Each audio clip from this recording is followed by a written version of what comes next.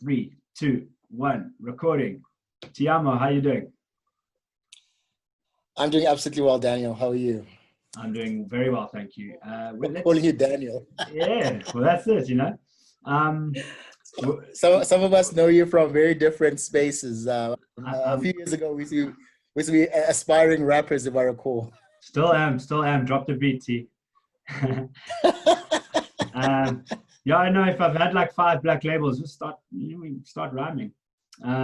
They used to call me, they used to call me Seven. They sometimes call me Gucci. I got a lot of nicknames, but Dangerous Seven. dangerous. Um, that one didn't really stick because I'm not that dangerous. but so T, tell us a bit about yourself and what you've been doing since school, and give the listeners a bit of background to this chat. Sweet. So my name is Tshiamo Tladi. I am Shax. I thought after so many years in this game, I'd be able to kind of just shoot it off the bat as cool and as smooth as I'd like to, but I've kind of got to a point where I simply call myself a shopper marketer, brand strategist, and really just an enthusiast for exceptionally good selling. And why I specifically called out these three areas around shopper marketing, brand strategist, and smart selling is purely because it's where my energies and where my passions have lied. Fresh after varsity, I went into selling cosmetics for L'Oreal as one of their firstly junior product managers, then eventually joined the research and strategy team. Thereafter, went through a bid as a consultant for a small business consultancy agency that really afforded me the length and breadth just to understand what does it take to come up with an idea, put together the commercialization plan, and effectively what is that strategy they'll be using to actually take it into market. So that's where I like to believe that I really got my hard yards done. I really got a number of good notches in the realm of coming up with strategy and executing strategy. Thereafter, I did a bid in Barcelona for a few years where, ironically enough, this black guy who doesn't comb his hair found himself back in the world of cosmetics, working for a company called JOM Cosmetics, helped them land in Spain, expand the operations into a number of European as well as South American markets and North Africa. Then eventually love came calling, and my then girlfriend and now wife asked me a very simple question. I see you living your best life in Spain, Barcelona, but what does that mean for us?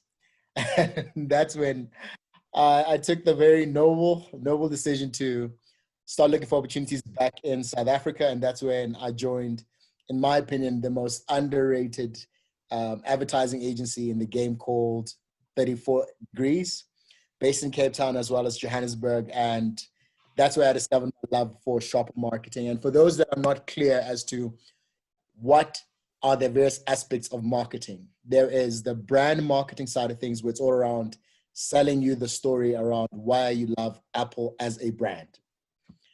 Then there is product marketing, which is more around this is what makes my product better than the next variant or than the competitor's offering. And then there's what we call shopper marketing. And shopper marketing, I think, is my favorite space to play in, purely because it marries both brand as well as product marketing in a space that says, as Daniel walks into the store today, what is he looking for? What does he know about my brand? And how do I convince him, especially at that time where he's confronted with one, the brand that he wants to choose versus his budget. That's what really just where I found a beautiful niche that helped me find my feet to really say, this is an area I want to carve out for myself as an area of expertise, shopper marketing. And it was an amazing tenure. It exposed me to a lot of big campaigns we did for SAB, Castle Lager, World Record Attempt, Carling Black Label, Hansa Pilsner, music concerts that they had a few years ago. It really just opened my world to the idea of doing full-scale, massive national campaigns. Then eventually in time, I just got headhunted from 34 to go work at SAB. Worked on Calling Black Label for a good 2 and a bit years before I eventually started heading up the shopper marketing division or department as part of research and strategy at SAB, now AB InBev. And in the last, probably 12 months, I found myself in medicine. So think about that, Daniel. I went from destroying livers to saving lives to medicine. And as of today, I find myself now in the realm of education with reflective learning, which is quite an interesting as the commercial director for the business. And I think what was quite interesting along this journey was just also just kind of the learnings that one is making throughout this entire journey of saying, what have been some of the bigger opportunities along the road and the landscape that is advertising and marketing. And that's exactly kind of the space that Polar X effectively was birthed about 3 or 4 years ago, that where everyone in the world of marketing is talking about, Daniel, I can make your brand and product louder, more colorful, more standout. Very few agencies take the time to say, I want to understand what is the business problem before what is the market problem. And I think a lot of the time, a lot of agencies are quick to tell you, make more noise, but they forget that there's still an area that we need to invest in around. Are the right processes in place? Is the product ready? Is the supporting ready? Is the narrative ready? Is the positioning ready?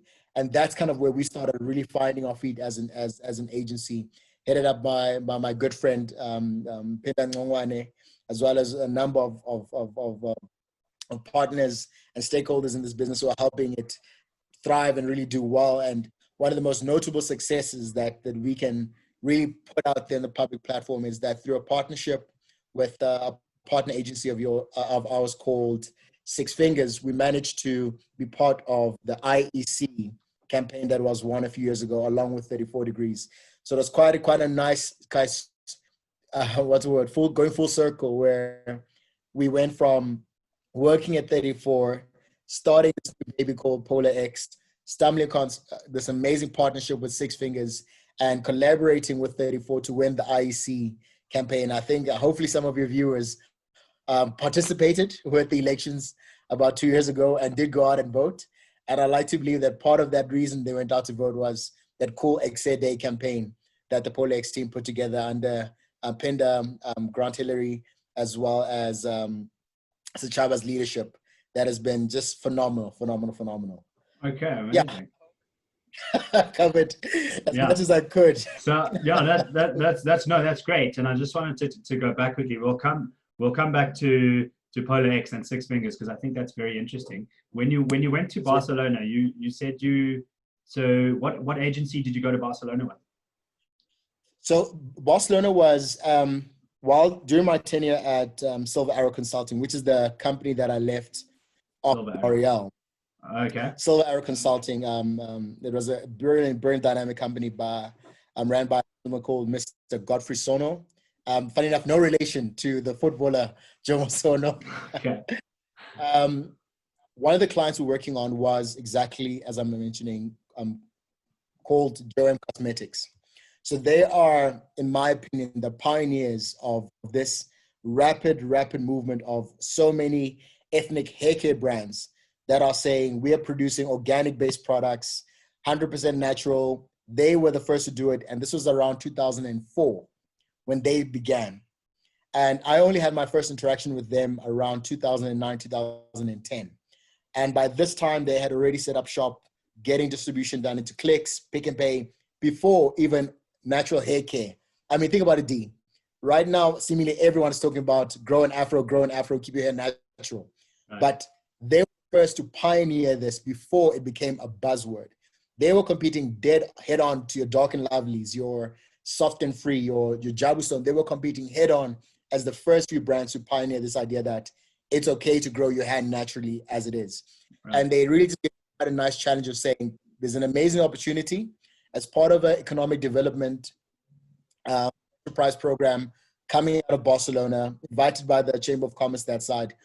Would I be keen to take on the challenge of landing a product within Africa targeted at Black African consumers and really give it some relevance to a very Spanish Mediterranean audience? And it was quite interesting, just one part landing in Barcelona as a very, very, very Black South African guy, having to adjust to the culture, adjust to the language, but also with this mandate of taking this product to market. Yeah. And that's really having to figure out, what do I keep? What do I say? What don't I say? What is the narrative? What is the story that I'll be taking to some of these salons, some of these local retailers, as to why they should actually list this product out of Africa, which on paper is intended to be for Black people, but yet there is an opportunity, especially around this realm of organic, 100% natural. That was at that stage the new buzzword across retail and in Europe, and that's what helped land myself in Barcelona for a good number of years, and it was phenomenal. And if things were different, I'll be there as we speak. Right. Well, that's a huge responsibility. And you know, how's your Spanish? Did you start learning the language? Horrible. Okay. I you know, like I always say that if it's two groups of people that I find make landing in a different country completely seem like it's flawless, is one, your actors, and two, your footballers. Right. They make it as if moving from Portugal to England to Italy is a seamless exercise. No. It's not. These teams of people, teaching them culture and language every single day. They are not either on-site filming or on the soccer pitch training. I never had the luxury of having a team of translators and educators to teach me Spanish, so I could pick it up fast enough to be able to command hold a strong conversation in that regard. But I must definitely acknowledge a gentleman by the name of Alex Brosa, who was my resident sidekick and the guy I took into every single meeting that I had that side in Barcelona. And it's been brilliant and it's been amazing. Had a number of great successes that side as well. Yeah. Amazing. Thank you for that backstory. And I have, you know, I work with some people in Gibraltar, and I have with my sort of, with my business, and with my company, I work with people in Spain, and it's one of our suppliers. They're a programmatic engine that we use to push display advertising through. So I'm also in marketing and advertising, but I'm in operations. I'm in programmatic. Nice. And I specialize in search engines really, but we also do programmatic display. So I mean, and I think we'll come back to this, because really I think it's such an important story what you say when you say, you know, the language and the culture are completely different. And it's a South African story really, because think about a black guy from the township, black guy or girl from the township coming into the city, trying to get a job at an agency. Advertising and marketing is one of those things where I've seen many people try and fail. And it's not because, and it's people from all different backgrounds. It's people of all skin colors. It's people of all languages. Sometimes you, like what we say at the agency is, you've either got it in your DNA or you don't. True. And you know, I've seen very smart people fail at advertising just because we call it sort of ad ops, is either in your DNA or it's not. And this is not branding. This is not the product or the shopper kind of marketing that you were speaking about. And we'll come back to those, because I want to also flesh those out a bit more.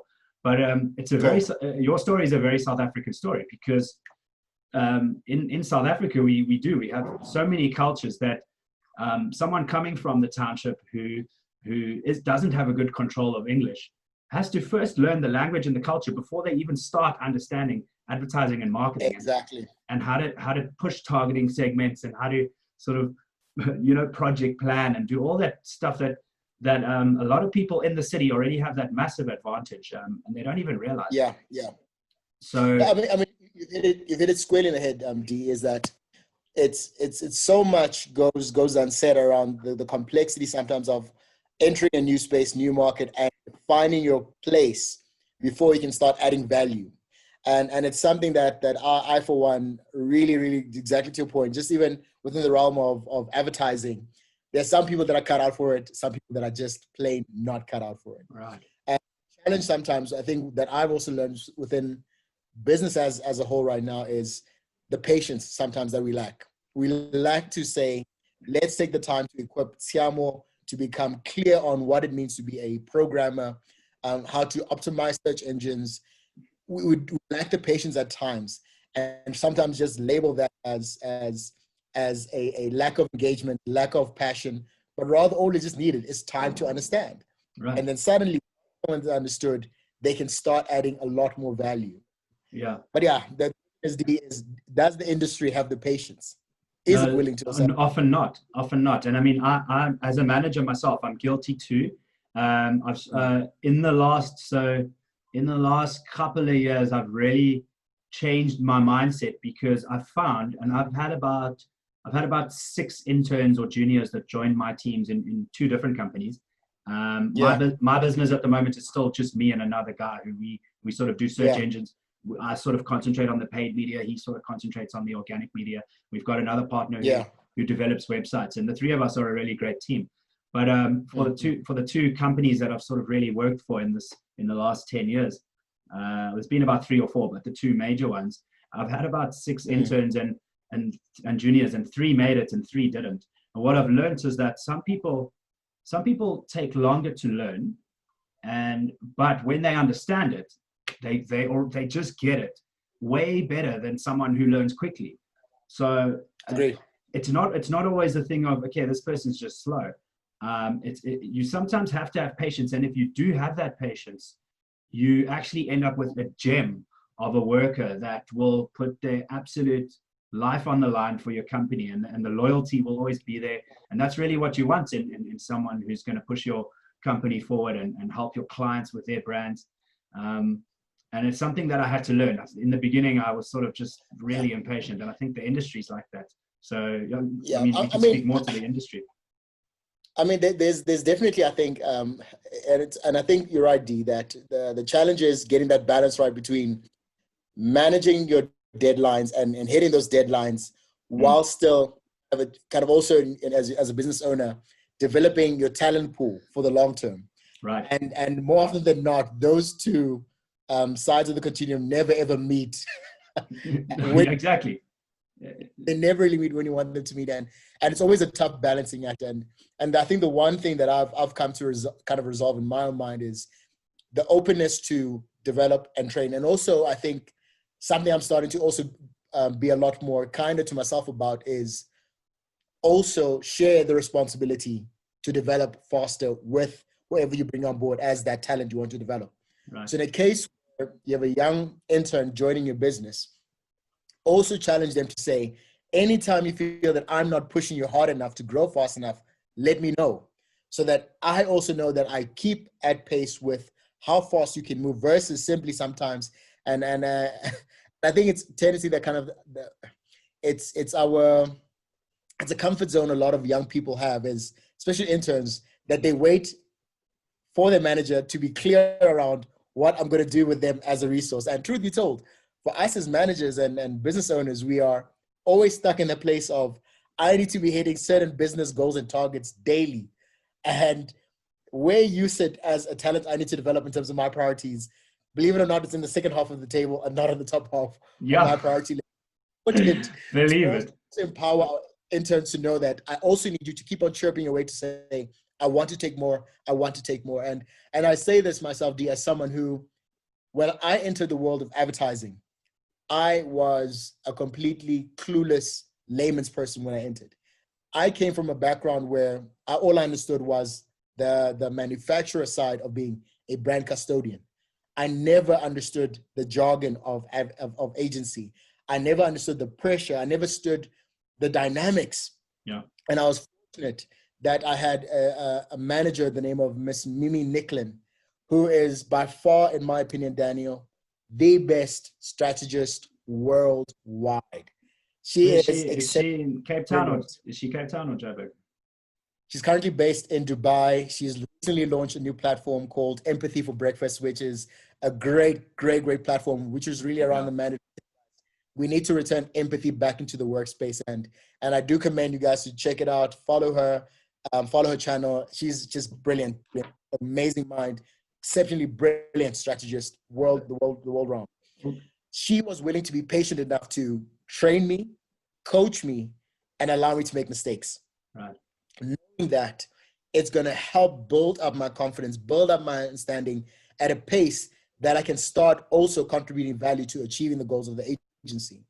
And not just that, but she also afforded me the chance to also, to your point, D, work with an intern and identify the same kind of attributes that I saw in myself, but importantly, someone who's better than me, who can take it further than me and be able to coach them to a place that they can stand in their own 2 feet. And I must also just shout out and acknowledge Alina Nambala. She is one of the few people that, of the crop of interns that I was fortunate enough to interview, she stood out like a sore thumb because of her approach, her thinking and ability. And today, as we speak, she's now a senior strategist in an agency out in Dubai.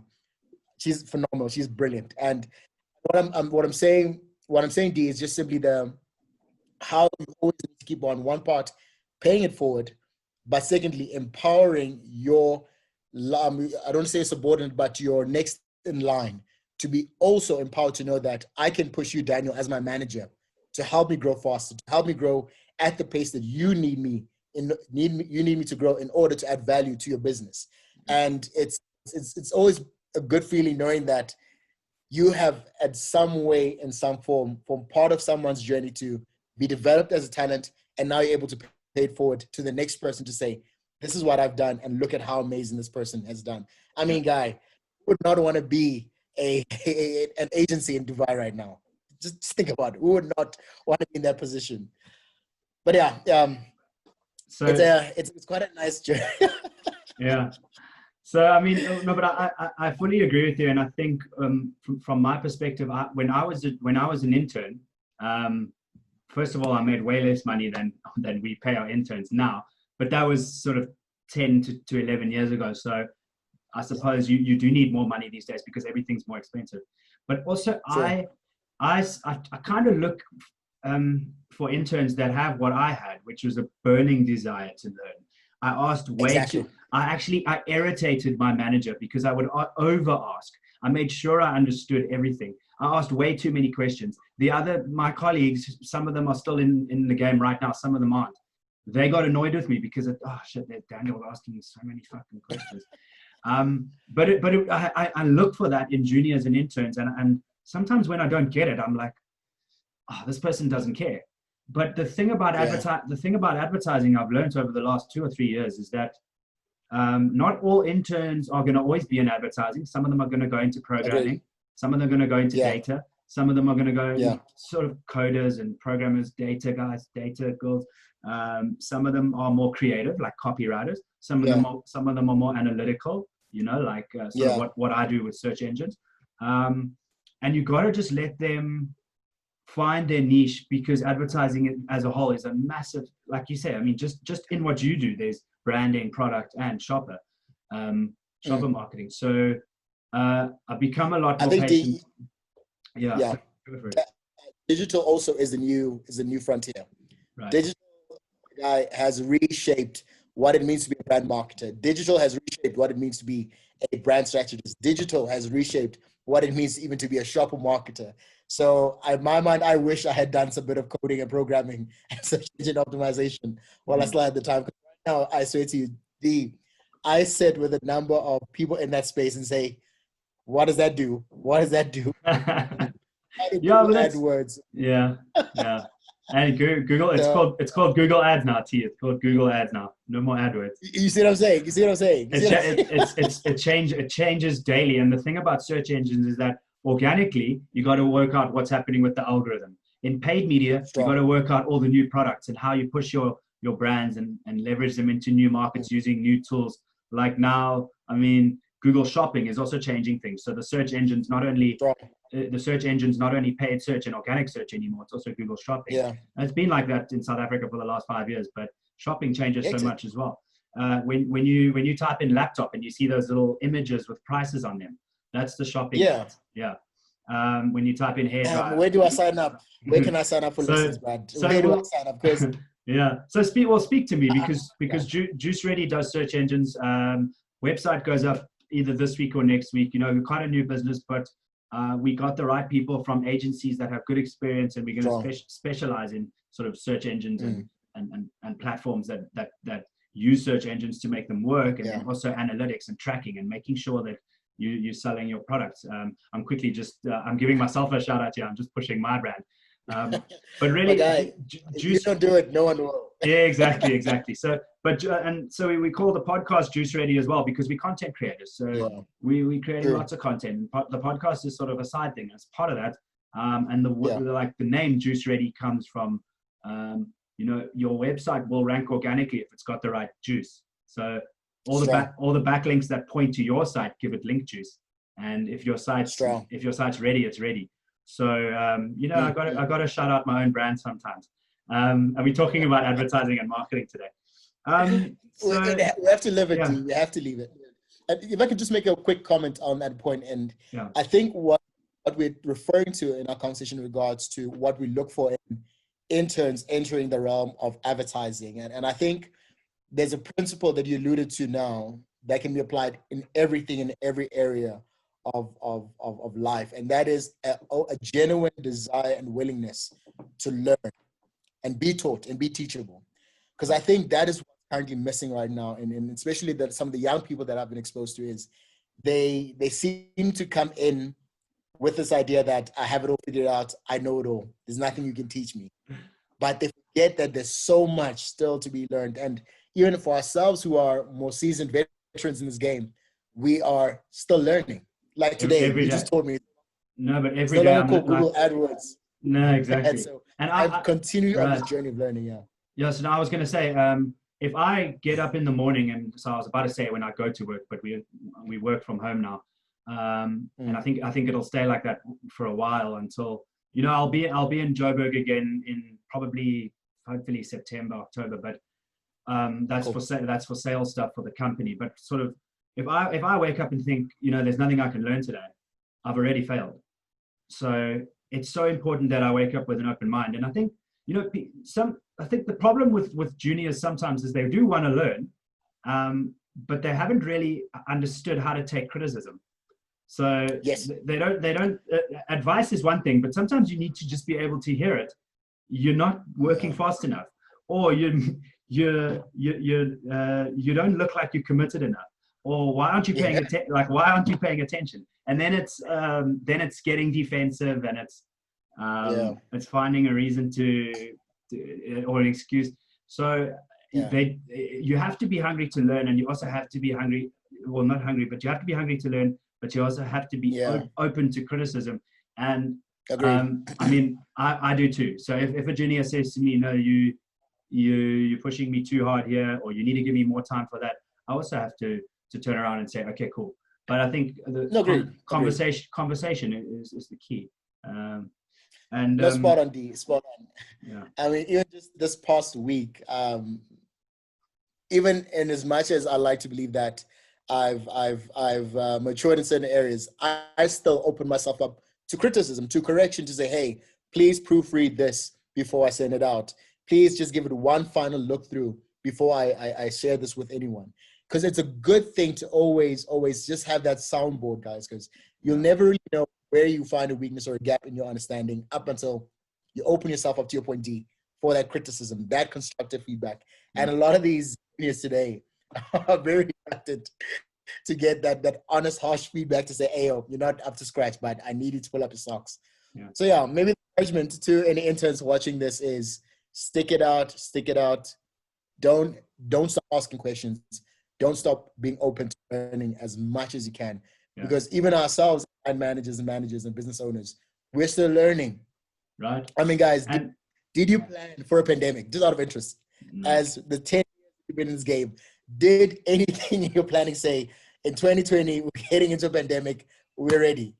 Not at all. And I'll come back to that right now. But I think just to your point, I have to also take criticism, and one of mine is that I am a perfectionist.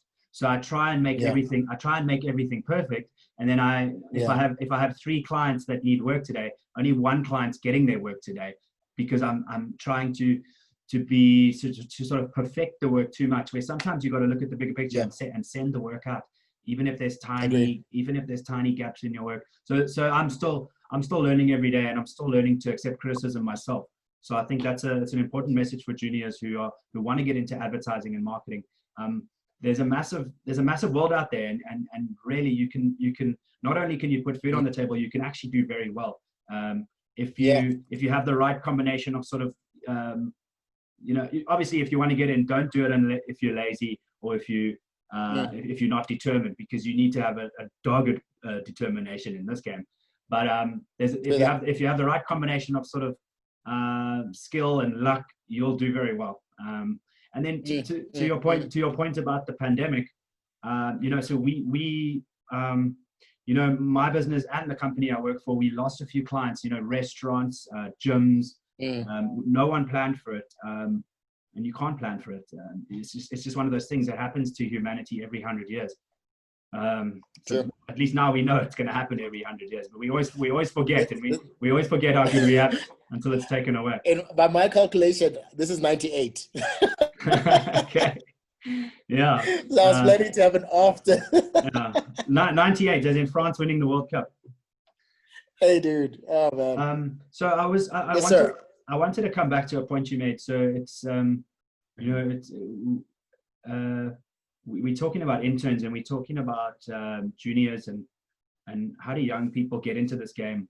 But I wanted to come back to empathy for breakfast, because give the listeners a bit of a breakdown about how we can have more empathy. And I think if everybody, just to quickly say, if everybody in South Africa had a bit more empathy, we probably wouldn't be in the big pile of shit that we're in right now anyway. In terms of, so tell us a bit more about Empathy for Breakfast, what they do, and how can we improve as a nation, because we do need to address inequality. It's a massive issue, and this sounds like something that could possibly work, especially in this industry. No, definitely. I think one part, we've become so desensitized as a society that something as simple as feeling sorry, being willing to lend a hand where you can, right, it seems like insurmountable. We made it feel like an insurmountable task, when truth be told, is something always within reach of every single human being in the world. Everyone has got the propensity to demonstrate empathy to all people equally. The challenge, though, is we're selective. Right. And what I mean by that is simply around the notion of, if you know that Tshiamo is managing a big marketing budget, it's so easy for you to give me a call when I tell you my dog died. But yet, if you have a big marketing budget, suddenly you don't even bother to care that my dog died. Yeah. And I think that just is a very silly example of really just reminding us as a society that, guys, empathy, everyone has got the propensity to show some degree of empathy to everyone and all people equally, in my opinion.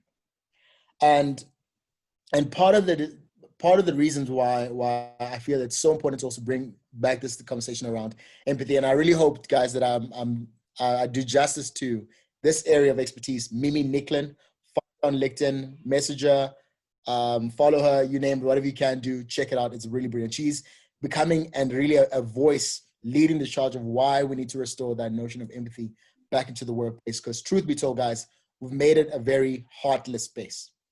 If we can be honest with ourselves, guys, we've made the business environment a place where we cannot afford to show signs of weakness.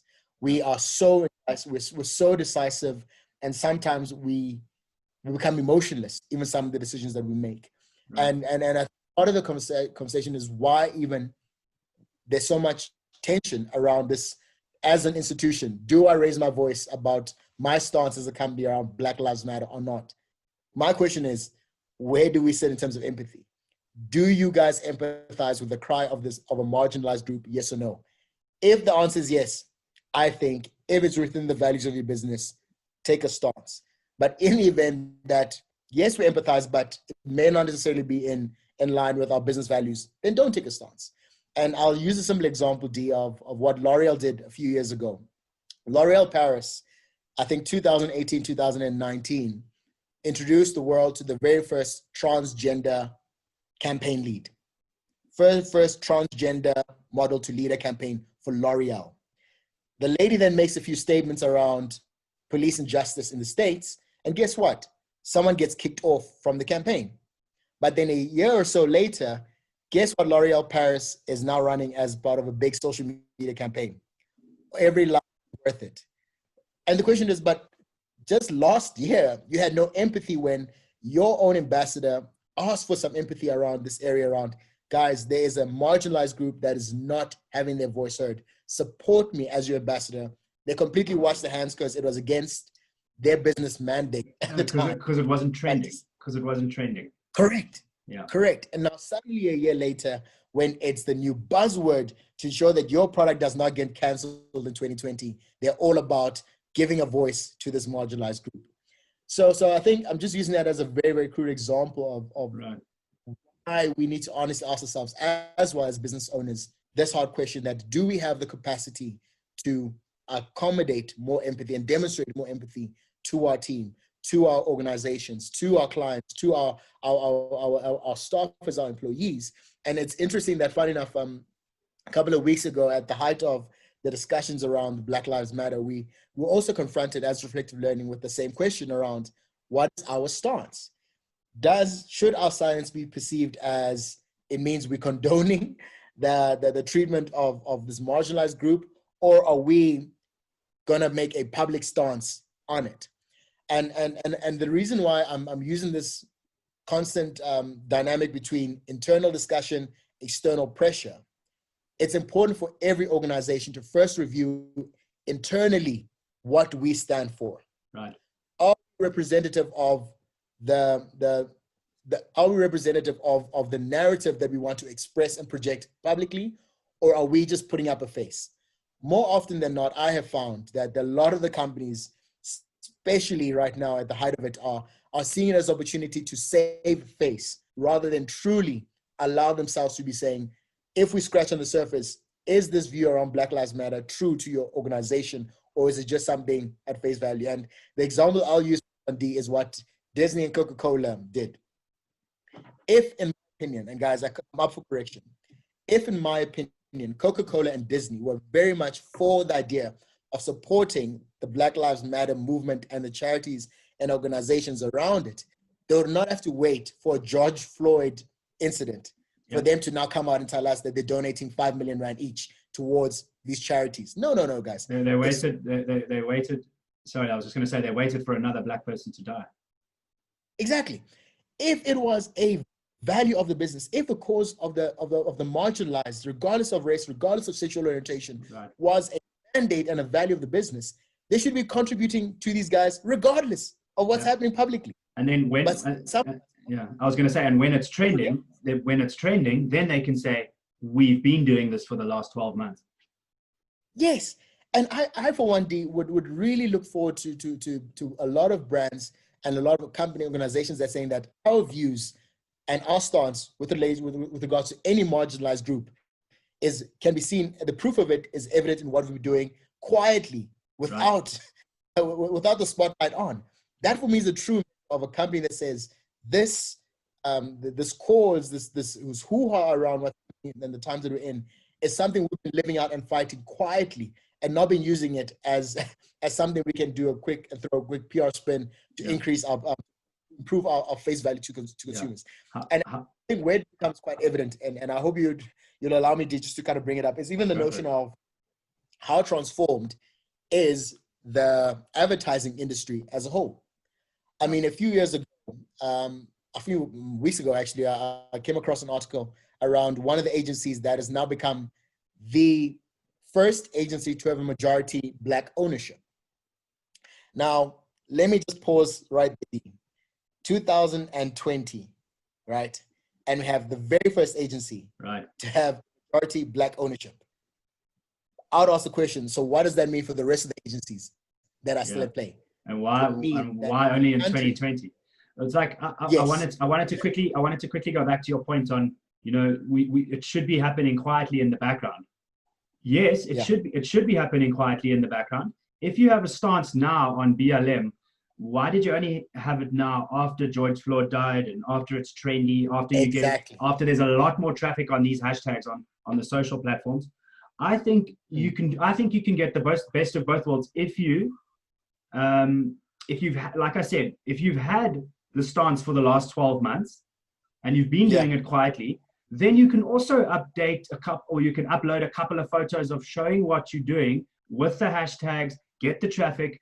It doesn't have to be, okay, now we're doing it that it's trendy. It can be like, this is just what we've been doing over the last 12 months. And spot on. I stand to be corrected on that as well. And if there's a better strategy out there, then please let's chat about it. But I mean, I think also let me balance it out by saying and use quite a nice example that I recently learned in the last few and years at SAB was the work that Corona beer, not coronavirus, Corona beer. Corona extra, yeah. So for the longest time, I had no idea why Corona still held on quite dearly to surfing culture. Because at face value, I was like, I never understood the connection. Like, why is Corona so invested in surfing events and surfing culture? Up until I started realizing that, guys, actually our investment has not always been about just the surfing, but rather the recycling work, the efforts around keeping our oceans clean that happens behind the scenes that we don't talk publicly about. And this is some of the ways that causal marketing becomes authentic. To your point, we've been doing this in quietly for the last 12 months without publicizing it, but when we really reflect and ask ourselves the question, is this true to who we are as a brand? The answer is yes. We have very much the efforts of these surfers who are keeping your Jeffreys Bay clean. We are invested behind that. And more recently, I think the last 12 months, they recently launched a campaign around the street surfers. So in Gauteng, we've got this very amazing culture of recyclers that have become now urban surfers of sorts. So these are the guys that will literally find themselves skating on these massive, massive recycled skateboards through the inner city of Johannesburg. And they actually reimagine that same idea that they take to Jeffreys Bay and to Mexico City and the likes, and brought it into the urban city, still continuing the narrative that we're supporting the efforts of keeping keeping the city clean as part of these urban surfers that you are now synonymous to in Gauteng. And these are the things that I, for one, fully support and encourage brands to tell us more about them, bring it to the light that this is our values. This is something we've been doing for the longest time. Just that now, an opportune time to present it publicly, but it's true to who we are as a brand. Right. And that comes back to your point of, like even like my stance on BLM is I'm angry about it because we're only addressing it now. This should have been sorted out. This should have been sorted out in the 80s and 90s. Anyway, better late than never. Let's get there. Let's do it. There will come a time when we look back and skin color doesn't matter. Correct. But right now it still does. So let's sort it out. And when we get there to that day, we're gonna look back and say, why the fuck did it take so long? And that's why I'm angry about it. But anyway, let's do whatever we can to accelerate that change. And I think that's part of the reason why I made this podcast, is to educate people on things that are happening in every sort of walk of our life and culture. And I must be honest with you, Daniel, that's what I loved about the Juice Radio platform, is that the openness to engage is what really drew me to it as well. And I think a comment that I just want to make on that part, guys, is that we need to, as a country, I think, change our view of transformation. And I'll present transformation using a very interesting analogy. So, Daniel, here you are. You are the guy who launched Coca-Cola a few centuries ago as a remedy for stomach, right? Okay.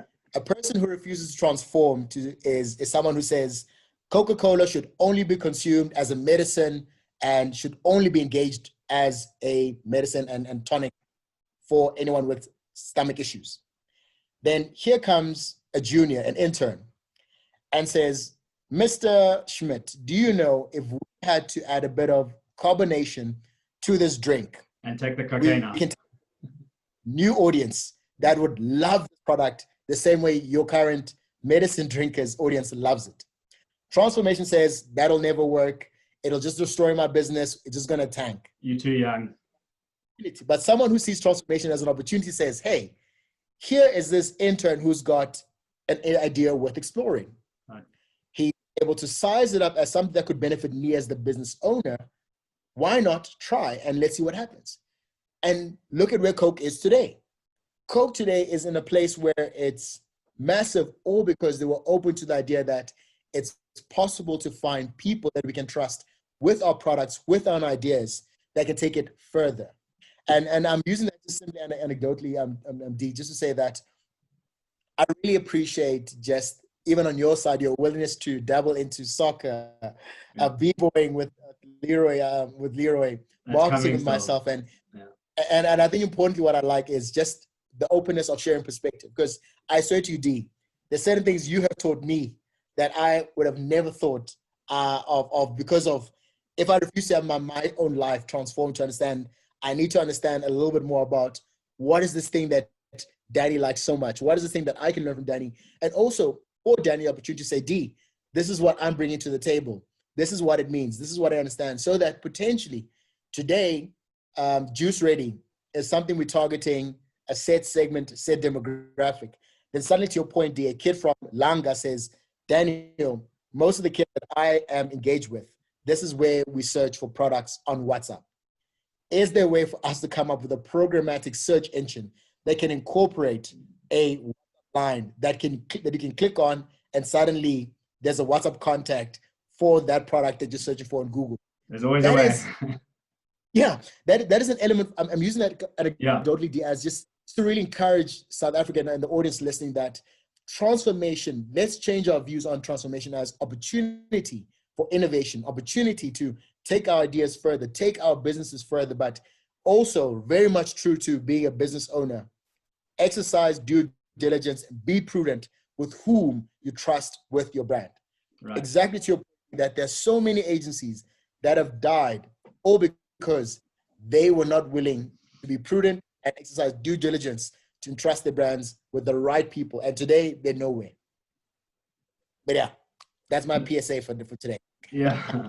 Thank you, T. No, that's an interesting perspective. And I mean, one day we'll look back and we'll say, why did it take so long? So it's 2020 and there's one agency. Do you want to speak a bit more about that agency? Or I know I cut you off earlier, but I think also just on that, like, you know, we do need transformation and we need economic equality. And that's just obvious to me. And it should be obvious to everyone. But I mean, and part of the reason why I started Juice Ready with football and BT is because I played soccer, and playing club soccer, your teammates are it's a melting pot. You know, they are the stereotypes. You know, there's the white goalkeeper and the black striker, but you know, I had friends of all races. And for everyone who doesn't know, Daniel was a striker, a prolific striker. Yeah, but so I don't know if it's the next striker that comes wrong. You were a prolific. Just quick soccer talk. Most of SA's best strikers are white. I've come to accept it. I lived it. I've seen it. Even till this day, I still say most of the best strikers we produce in South Africa are white boys. Quote me on that. Guys, come watch me next time the Mutual Force take on the hockey girls. Just kidding. So we play against the hockey girls in hockey sometimes, just as a you know, just to play around. But you know, so sorry for cutting you off. Go for it. Yeah. No. What all I was going to say is, like, you know, for me it was easy. And I come from Pinelands and I went to Pinelands High, so having black friends that, you know, language, like back to the beginning of the podcast when we talk about language is such an important thing. And possibly why it's easy for me to see that we need transformation is because I had black friends that could, what's the right word? You know, they come across intellectually and they have a smart grasp of English. So they can express themselves in a way that I understand, because one of the big problems is that white people need to be nurtured to enlightenment.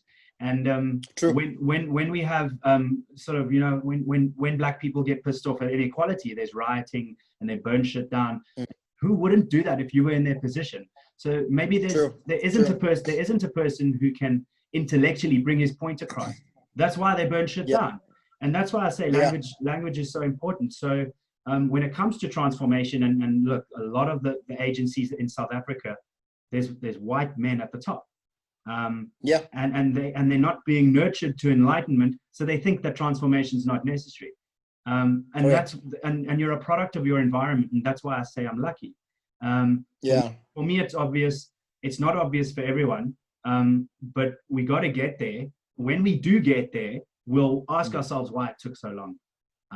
Yeah. And I know I've said that 3 times, but really it's true. Yeah. So No, it's spot on, D. on, And it's spot on what you're referring to, bro. Is really, I think, and I appreciate even the language you're using around the nurturing to enlightenment. And I say this as also someone who has experienced my own form of prejudice with someone who was hectically invested in social activism. So here am I, non-social activist, simply saying, guys, help me understand what's going on in this Black Lives Matter movement. And I got my head chopped off because of simply saying, I don't know. Right. And it's up to your point, we're willing to be nurtured to understand this is why it's such a pressing and burning issue for me. And this is how you can be part of it and support the cause. It becomes easier to then start being open to it, start receiving it, and finding your place to say, this is why I'm making a stance to this discussion right now, getting behind Black Lives Matter. And I think what I want to just to clarify, D, is that today it's Black Lives Matter. Tomorrow it might be transgender. Tomorrow it might be marginalized, whatever that is. We need to be open to learn, to empathize, understand, and be nurtured to understand so that we can better be enlightened to know how we can support and be the change that we want to see. Yeah. More often than not, as well as the guys who are custodians of these things, be open to nurturing some of us who are ignorant. Yeah. Be open to nurturing some of us who are honestly laymen, who have got no idea what this means. And I really appreciate what you're alluding to, D, is that it's language is so powerful, guys. And it's something that I myself, even in the realm that I'm currently playing in within education, I've realized it's also a barrier that also needs to be overcome. That it's not as simple as saying getting access to the right passionate people is enough. Sometimes it's about, to your point, be patient enough to say, let's be patient and nurture better understanding, really wrap our minds around that. How do we facilitate these necessary conversations to bridge the barrier that sometimes language poses? And I honestly, on my side, do always commend guys that are willing to talk and learn. As a side note, a very interesting platform that I stumbled across recently on YouTube is called Uncomfortable Conversations with a Black Man. Okay. It's a YouTube on YouTube. And what I liked about kind of the idea of this platform is really creating a safe space to engage on very, in this instance, very tense conversations. And what I like about what is happening across the table on that show is the openness to understand and learn. And I think it's something that we can take everywhere in all our lives, in our sphere of influence, that let it not just be about Black Lives Matter today, D. That I think is my conclusion, is that let it just not Black Lives Matter. Tomorrow, if people in Scotland have got their own pressing matter that they want support in, if they feel there's a matter of unrest, of prejudice, social injustice that is taking place in Scotland, let us be open to say, let us understand so that we can then better support and find our place in making the change we want to see. Yeah, 100%. And you know, when I did the so what you said about having difficult conversations, that is where it starts. And I've had many difficult conversations with Black friends, but that's why I'm lucky and I'm a product of my environment, because I was able to speak to people about issues that were difficult to discuss. When I was going to do the podcast about gender-based violence, and I still want to talk about that another 10 times to try and understand why it's happening. You know, I thought that it was a mistake. I was told by some of my friends, it's a mistake. You might say something wrong. You're going to get canceled. Yeah. And the problem with, like you said, you got your head chopped off for saying you don't know something. The problem with cancel culture is that people will put so much energy into canceling you for trying to have a discussion. And I agree with some cancellation. Some people should be canceled. If you're racist, if you're sexist, then you shouldn't be doing business in South Africa. What are you doing? But when you're just trying to understand, we should focus that energy on the rapist, the guy who's raping the grandmother and the baby, like the things that make people sick. The energy should be focused on that person. And if they walk free, we should cancel that person. So I'm sort of, you know, I'm in a place where we need change, but we need Yeah. we need change across the board. We need to change the way we deal with people as well. And when people want to have open and honest conversations, if you disagree with someone, talk to them. Correct. I think that's where it all starts. Yeah.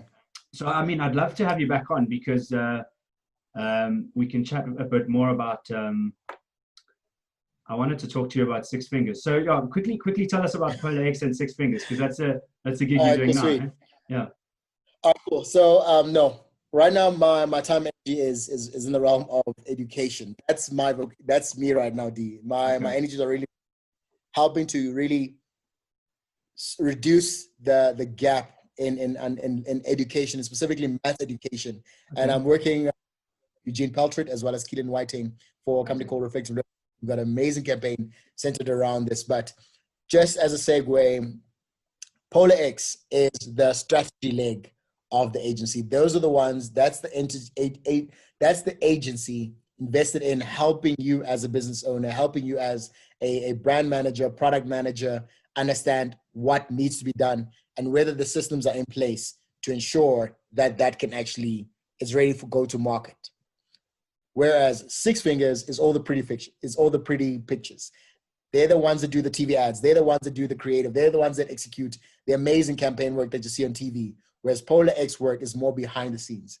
And to give you a quick glimpse as to some of the work that Polar X has specifically done, if anyone watching your show has come across or stumbled across an amazing lady by the name of Mohasu Shwene, aka the Lazy Makoti, that is the work of Polar X. We helped to really take this amazing idea that this woman had and really help it flourish to a point where she has headlined DSTV Delicious Fest, has the #1 selling cookbook in the country more than 12 months later. I mean, D, we've outsold Jamie Oliver. The book has outsold Jamie Oliver's 3 publications since we launched in 2018 with this book. That is tremendous. That is tremendous work. And that is because of our focus in really getting the story right, the narrative right, and the packaging right to go to market. And Polar X does not do pretty pictures. We just do strategy and getting the thinking right. Whereas Six Fingers is more focused around the creative execution, making it look pretty and amazing. They've done work for Viacom, do work for Channel O, do work for MTV. I mean, yeah, it's a whole spiel that they do. And I think I like it that way, so that when someone, a brand, a brief hits the table, just by virtue of understanding what is the business problem, we then can either point you in the direction of a Polar X that will serve to give you guidance as to what strategy you need to follow. But if it's a pure execution creative, that's when we'll direct it to Six Fingers to help you with the packaging and the creative and getting it out there looking as amazing as it can be. So I hope that I've not taken up too much. No, that's perfect. Thank you, T. I look forward to having you back. Thank you for the conversation today. I can't wait. I can't wait. And maybe my final comment before you cut me off. Sure. Kevin Hart, an example of why we need to be more responsible with cancel culture. Kevin Hart nearly got canceled for comments and remarks that he made 3, 4, 5, 6, 7, 8, 10 years ago. James Gunn also similarly got canceled for comments and remarks that they made 3, 4, 5, 6, 7, 8, 10 years ago. Why I'm specifically mentioning the duration of time, guys, the place that we were as a society in 1995 versus 2000 versus 2010 versus 2020 is completely different. The Kevin Hart making the remarks about his reservations about kids becoming homosexual. At that time, if we can be honest with ourselves as a society, that was the narrative that media was giving us, that homosexuality is all sorts of an abomination. But guess what? 10 years later, the very same society is more enlightened. The very same society is more understanding of, oh my word, they are people too. Right. And I'm just saying that because we also need to address the concern that people can't change. We need to remember, guys, that people have the propensity to learn, become better human beings. It just needs a little bit more time. Yeah. Some of them just need a little more time. Some of them need a little bit more coaching to become better human beings. But also, I think to your point, use an example that for you as well as the perpetrator, you need to be open to correction. You need to be open to learning and acknowledging your responsibility for the wrongs that you have perpetuated. Sure. Taking responsibility that, guys, I was raping grandmothers thinking it was okay, but now I understand that is wrong. I'm willing to take the full might of the responsibility for my actions, and where possible, to learn to become a better human being. That is my hope for cancel culture, is let us be open to having uncomfortable conversations, because everyone can learn and become better. We just need to be enlightened to understand how we become better human beings. 100% That's with it for you. me. T, Come back. Let's do it again next week. I'm here. I'm excited. I can't wait. look forward to having you back. Cheers, T. Awesome, bud. Easy.